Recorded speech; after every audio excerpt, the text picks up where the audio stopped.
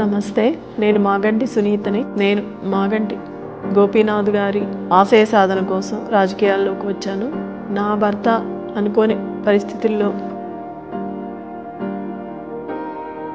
ఈ కష్టకాలంలో పెద్దవారు కేసీఆర్ గారు, సోదరుడు కేటీఆర్ గారు మా కుటుంబానికి అండగా నిలబడ్డారు. ఒక ఇంటి ఆడబిడ్డగా సపోర్ట్ చేసి ఇక్కడి వరకు తీసుకొచ్చారు.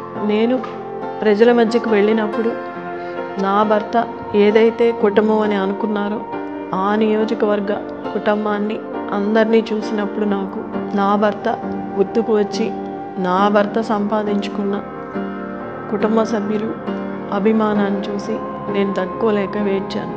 దాన్ని కూడా రాజకీయంగా హేళన చేశారు. ఒక మహిళ బయటికి వచ్చి ధైర్యంగా నిలబడి తను అనుకున్నది సాధించాలి అనుకోవటంలో తప్పేముంది?